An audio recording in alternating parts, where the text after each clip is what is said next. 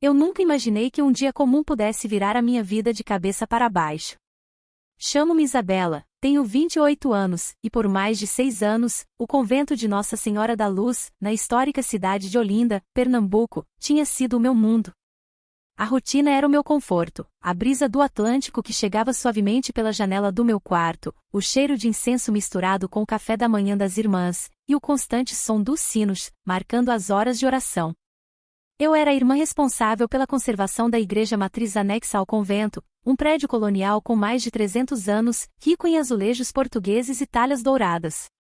A minha vida era de dedicação e serenidade, marcada pela singela beleza do meu hábito branco de tecido leve, adaptado ao clima quente, e o meu escapulário de Nossa Senhora, sempre bem alinhado sobre o peito. Nos pés, apenas sandálias simples de couro, mas que se moviam com agilidade pelo pátio de pedras antigas. Eu me sentia completa na minha missão, até que as fortes chuvas do verão nordestino decidiram testar a nossa fé e a estrutura da capela.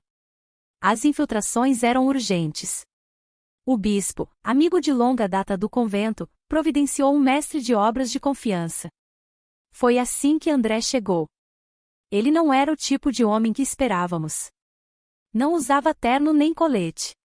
Chegou num jipe velho, coberto por uma poeira avermelhada do sertão, com ferramentas que pareciam extensões dos seus braços fortes. André, 35 anos, tinha o cabelo escuro desalinhado, o que só realçava o brilho dos seus olhos castanhos, que eram ao mesmo tempo sérios e cheios de uma calma inesperada. Vestia uma camisa de flanela xadrez gasta, as mangas arregaçadas expondo antebraços bronzeados e robustos, e calças de sarja que pareciam modeladas para cada movimento que fazia.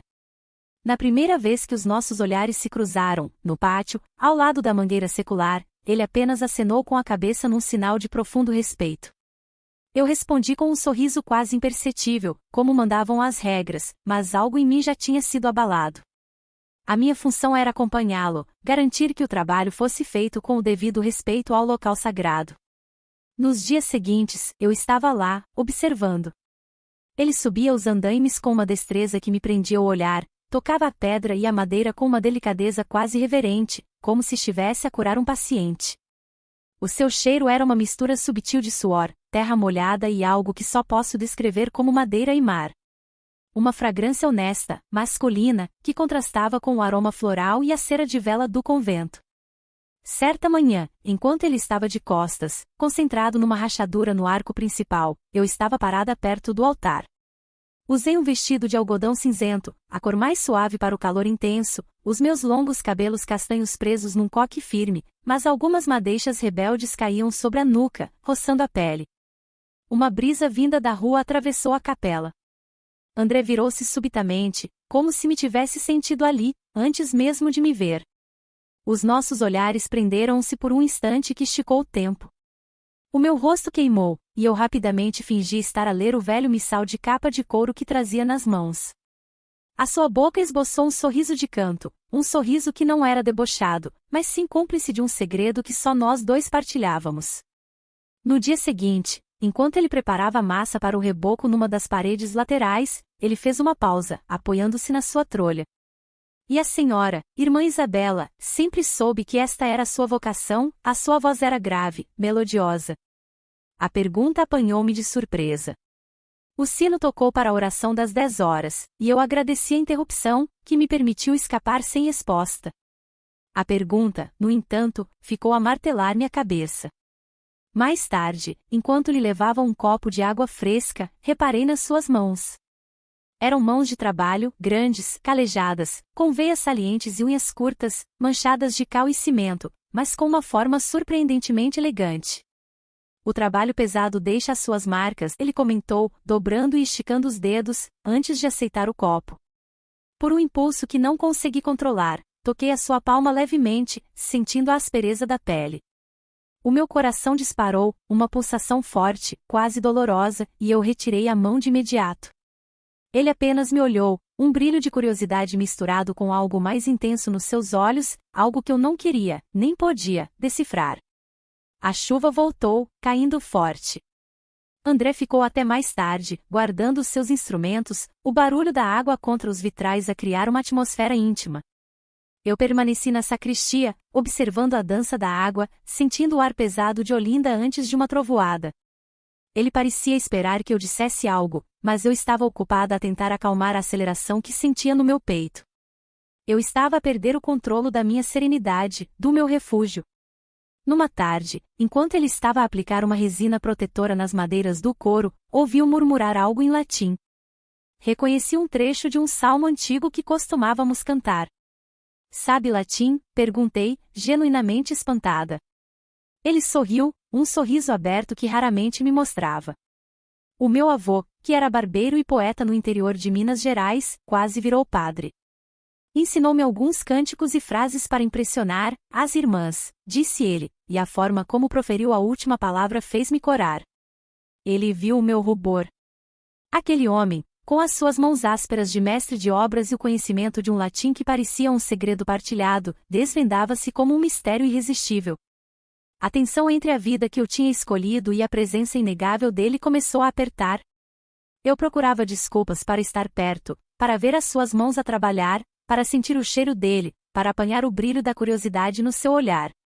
A porta dos fundos do meu coração, aquela que eu tinha mantido selada com a cera da fé e do dever, estava a tremer. A fechadura, eu sabia, não aguentaria por muito mais tempo a pressão desta faísca proibida. O terceiro dia de André no convento de Nossa Senhora da Luz marcou uma mudança na dinâmica. Eu já não estava apenas a observá-lo, eu estava a procurá-lo. Cada pretexto era válido, um balde de água fresca, verificar o progresso das argamassas, ou até mesmo perguntar sobre a composição dos materiais que ele usava para vedar as infiltrações, que ele explicava com uma paciência que desarmava. A minha vestimenta, embora simples e sóbria, começou a parecer-me um disfarce pesado. Eu vestia um vestido longo de chita para as manhãs mais quentes, um tecido leve e estampado com flores discretas em tons de azul e branco, a cor preferida de Nossa Senhora, dizia a irmã superiora. O tecido, no entanto, por mais fino que fosse, parecia desenhado para capturar o suor do Nordeste, marcando levemente nas costas e sob os braços, um detalhe que me envergonhava e me fascinava ao mesmo tempo, porque eu sabia que André, com o seu olhar atento, notava cada detalhe. Numa tarde, ele estava a trabalhar no restauro de uma coluna de pedra-sabão, perto da sacristia. A coluna apresentava uma fissura perigosa. Ele precisou de fazer uma mistura especial de cimento branco e areia fina, e pediu-me para segurar um recipiente enquanto ele vertia um líquido viscoso para dentro. Nossas mãos ficaram lado a lado, muito próximas. Eu senti o calor da sua pele. As suas unhas, embora curtas e limpas para um mestre de obras, estavam com vestígios brancos da cal, um contraste que eu achei estranhamente atraente. Para manter o equilíbrio do recipiente, precisei de apoiar a minha mão no seu braço musculoso, sentindo a dureza do músculo sob a camisa de flanela, que agora estava mais para o tom de cinzento claro devido ao pó. Segure firme, irmã, ele sussurrou, a sua voz um murmurar rouco, quase abafado pelo som ritmado da sua espátula. Eu estava paralisada pela proximidade. A fragrância dele, aquela mistura de suor, terra e metal das ferramentas, invadiu os meus sentidos. Era um aroma viril, proibido dentro daquelas paredes. Lembrei-me do meu escapulário que pressionava o meu peito sob o vestido, um lembrete físico do meu compromisso, mas o meu corpo parecia ignorar as promessas da minha alma.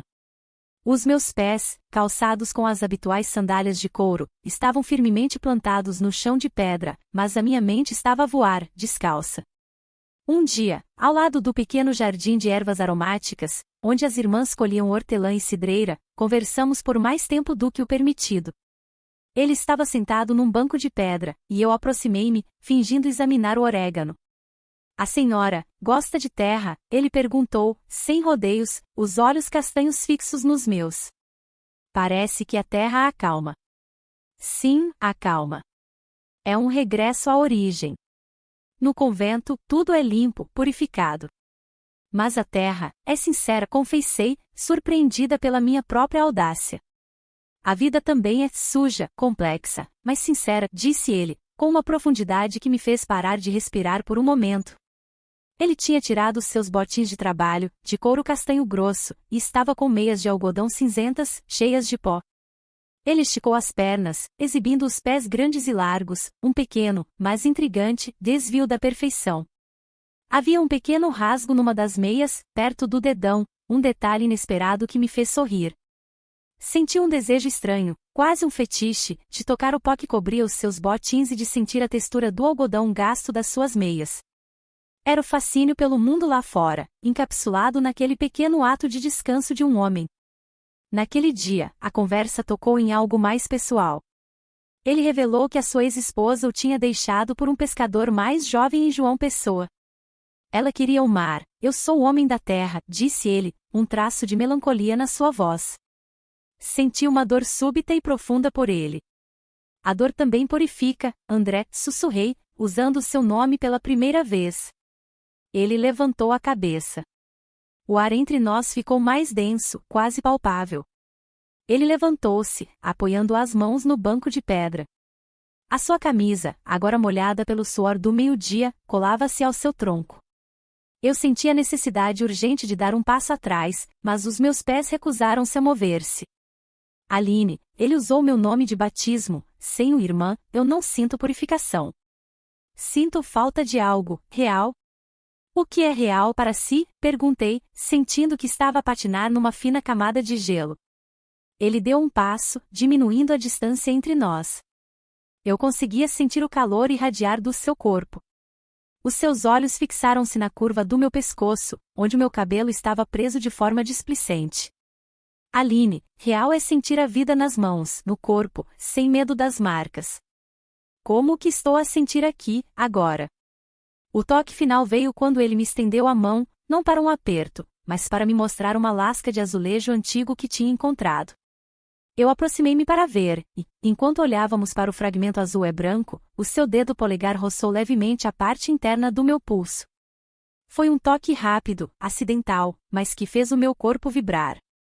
O meu véu branco, esvoaçando levemente na brisa, pareceu querer cair.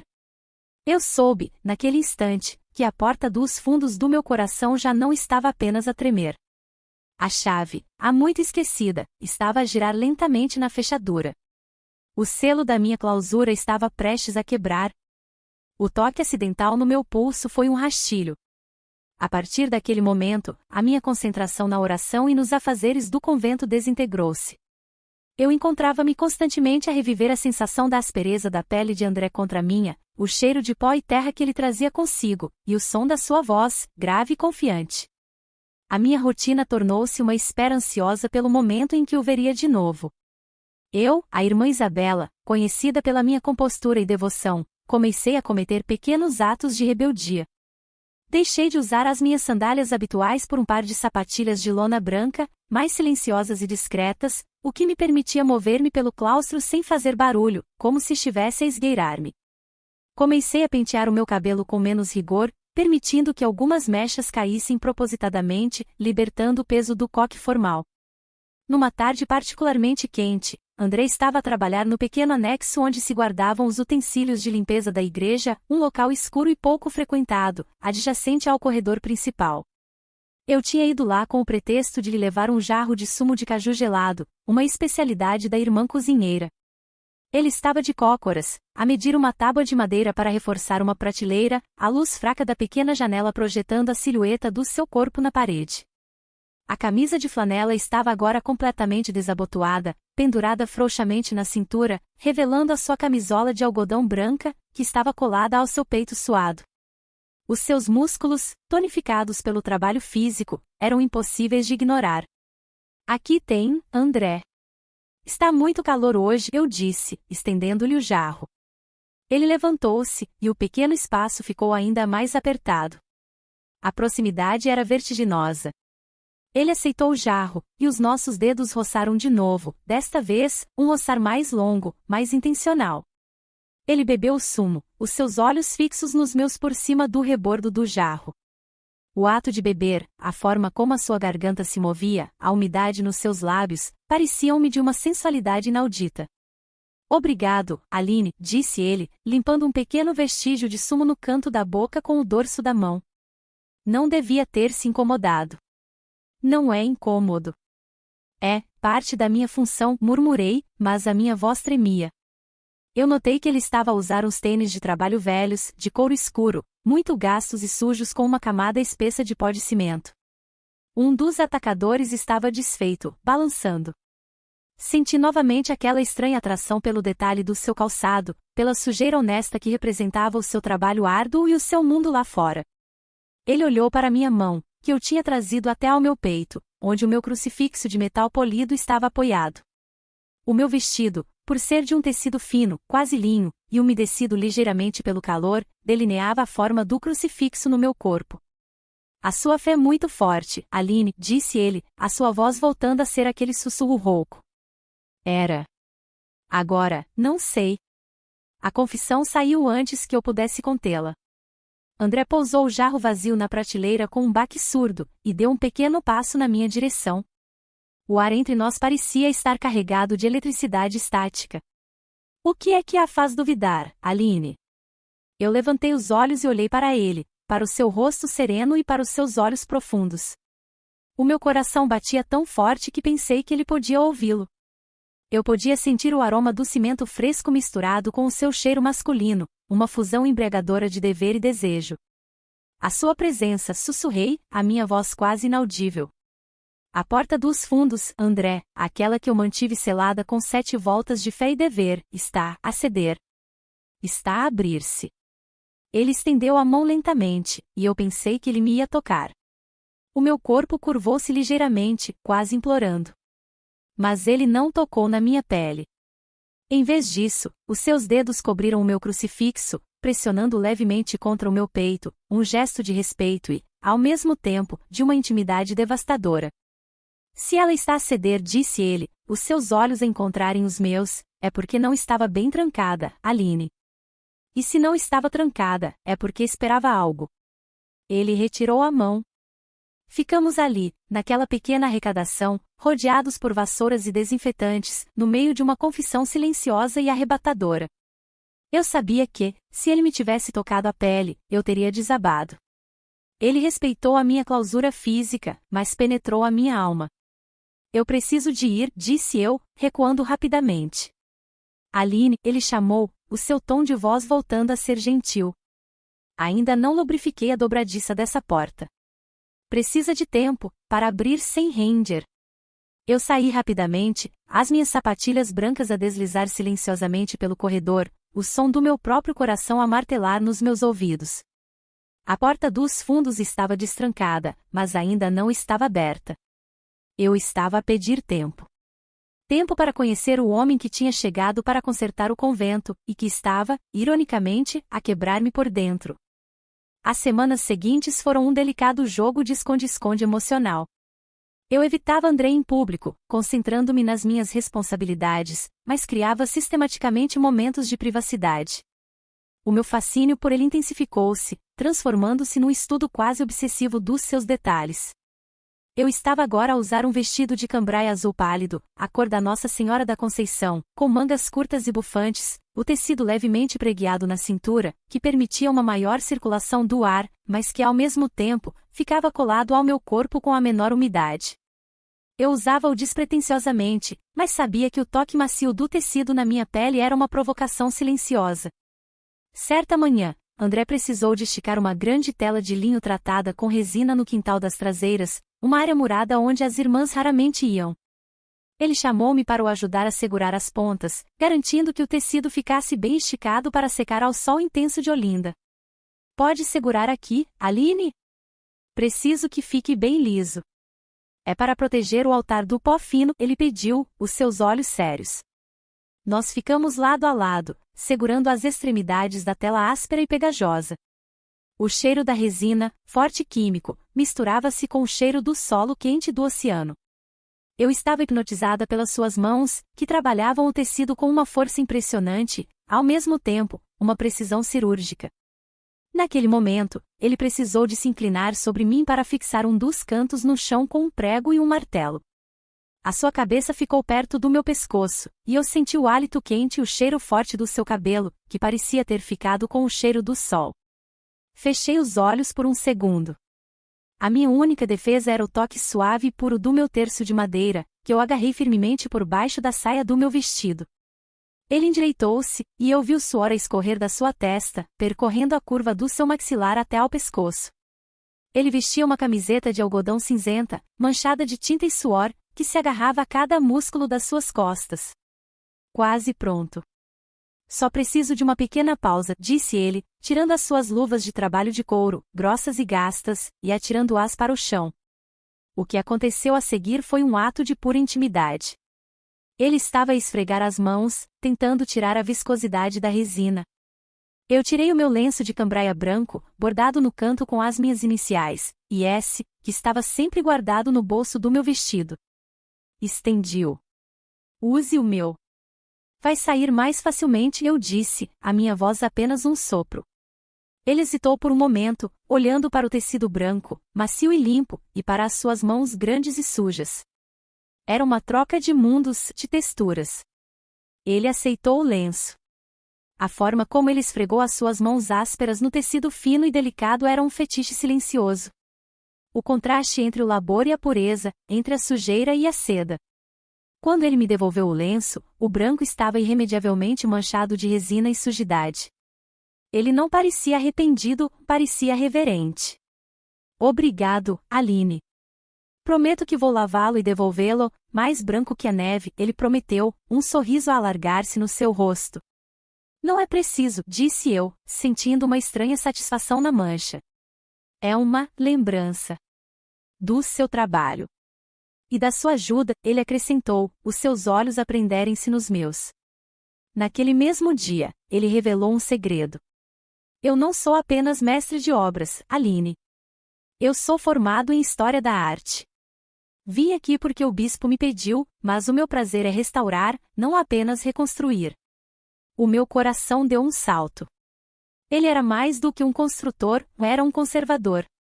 Um homem que valorizava o antigo, o que estava por baixo da sujeira e do dano. Então, o que vê debaixo do meu hábito, André? O que é que precisa de ser restaurado? Perguntei, surpreendida pela minha própria ousadia. Ele demorou a responder. Ele olhou para mim, da cabeça aos pés, demorando-se na curva do meu pescoço, nos meus braços expostos pelo calor, e nas sapatilhas de lona que me tornavam silenciosa. Eu vejo uma obra-prima de fé, Aline. Mas vejo um altar de emoções que foi negligenciado. Um lacre que era para ser proteção, mas que está a sufocar a luz. A porta dos fundos não é o problema.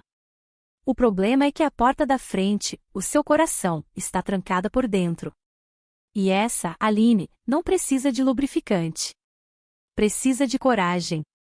As suas palavras foram um golpe. Não de condenação, mas de libertação.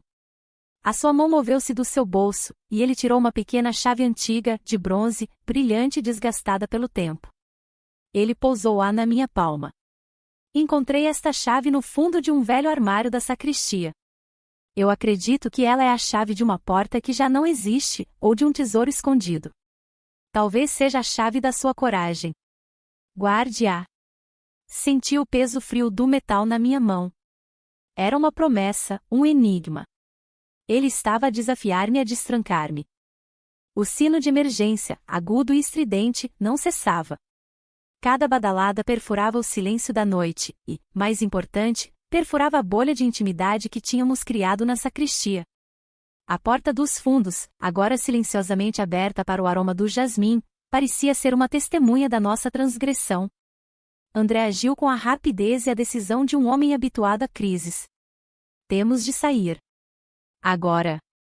Não podemos ser apanhados aqui, ele sussurrou, agarrando-me o pulso com a sua mão ainda suja de graxa, um toque urgente e possessivo. O som do grito da irmã Clara, seguido pelo murmúrio de outras vozes apressadas, confirmou o pior. A irmã superiora, com a sua autoridade inquestionável, estaria a caminho. Eu estava paralisada. O meu corpo, antes rígido pelo dever, agora estava mole pela culpa e pelo medo. Olhei para a mancha negra de óleo no meu hábito branco, a prova irrefutável da minha queda. O que vai acontecer? Perguntei, a minha voz embargada. Vai acontecer o que você escolheu. A liberdade, disse ele, puxando-me suavemente, mas com firmeza, em direção à porta aberta. Saímos para o pátio das laranjeiras. O chão de paralelepípedos estava úmido, e a luz da lua cheia iluminava a folhagem das árvores. O aroma cítrico das laranjas misturava-se com o cheiro a óleo e o incenso que ainda pairava no meu véu. Ele correu para o jipe, que tinha deixado estacionado junto ao muro de pedra. Eu hesitei, olhando para trás, para as paredes escuras e imponentes do convento, o meu único lar por 6 anos. Senti o peso do meu rosário, que se soltou do meu cinto e caiu no chão de pedra com um som seco. Um símbolo quebrado. André voltou, pegou no rosário e colocou na minha mão. Você não perdeu a sua fé, Aline. Apenas a está a refocar. A decisão tinha de ser tomada em segundos. Os passos apressados das irmãs já se faziam ouvir no interior da sacristia. Eu vou, sussurrei. Era minha resposta à pergunta que ele me tinha feito sobre a porta da frente. A chave de bronze no meu bolso parecia aquecer. Entramos no jipe. Ele acelerou, e as rodas levantaram uma nuvem de poeira e areia. A nossa fuga era uma mancha escura a rasgar a noite tranquila de Olinda. Olhei para o retrovisor e vi o portão de ferro forjado do convento a fechar-se rapidamente, as silhuetas das irmãs a olharem para a estrada. Onde vamos? Perguntei. Para a costa. Tem um barco pequeno em Maracaípe. Ninguém nos vai procurar lá, ele respondeu, os olhos fixos na estrada sinuosa. O vento batia no meu rosto, levando para longe o cheiro a incenso e cera, e trazendo o aroma forte e salgado do mar. Eu tirei o véu, sentindo o ar fresco na minha nuca, um ato de libertação que me fez chorar e sorrir ao mesmo tempo. Na cabana simples de pescadores de André, em Maracaípe, o silêncio era interrompido apenas pelo som rítmico das ondas. Ele acendeu um pequeno candeeiro a querosene. A luz suave e trêmula iluminava a sua camisola escura e o meu hábito manchado. Ele aproximou-se de mim. O cheiro a óleo e trabalho estava agora misturado com a maresia e a urgência. Ele estendeu a mão, e desta vez, não havia hesitação. Aline. A porta dos fundos foi lubrificada. Mas a chave da frente, a chave da sua coragem. Eu quero usá-la. O seu polegar roçou o nó do meu escapulário, aquele que eu mantivera firmemente alinhado sobre o meu coração por anos. Era a última peça de vestuário que me prendia à minha vida anterior. Ele desfez o nó lentamente, os seus olhos fixos nos meus. Eu senti o ar frio da noite no meu peito, onde o escapulário tinha estado. Ele pegou na chave de bronze que eu tinha tirado do bolso e pousou-a suavemente, não na minha mão, mas sobre o meu coração. Isto é real, Aline. Mais real do que as orações nas paredes frias, sussurrou ele, antes de inclinar a cabeça e... Um barulho seco, forte, vindo da porta da cabana. Não era o som de passos, mas sim de madeira a partir-se. André recuou, alarmado. Não é a irmã Clara, disse ele, pegando numa ferramenta de metal que estava na mesa. É outra coisa. Eles encontraram-nos. A porta da cabana abriu-se com um estrondo violento. Na escuridão, com a luz do candeeiro a tremeluzir, vi 2 figuras grandes, vestidas de escuro, com gorros a tapar-lhes o rosto. Não eram do convento. Eram homens rudes, com um objetivo. André de Castro. O bispo mandou-nos recuperar o que é dele, disse uma das figuras, com uma voz grossa e ameaçadora, apontando um objeto longo e escuro para ele. A minha respiração falhou. O bispo? Mas o que é que André tinha de valor para o bispo, a não ser as suas habilidades? Olhei para a chave de bronze na minha mão. Seria ela o verdadeiro tesouro? Corra, Aline! O barco, gritou André, atirando-se sobre os homens, o som do confronto a ecoar na pequena cabana. Eu agarrei a chave, a porta dos fundos, agora totalmente aberta, atirando-me para a escuridão da praia. A minha vida tinha mudado, mas o perigo não era o que eu esperava. Eu estava livre, mas em fuga, e o meu libertador estava agora em perigo por causa de um segredo que não era o nosso amor. O que é que André tinha restaurado ou encontrado no convento que o bispo queria de volta? E o que significava o antigo chaveiro? Eu corri na areia, a última imagem a de André, a lutar, a sua camisa a rasgar-se sob a luz do candeeiro.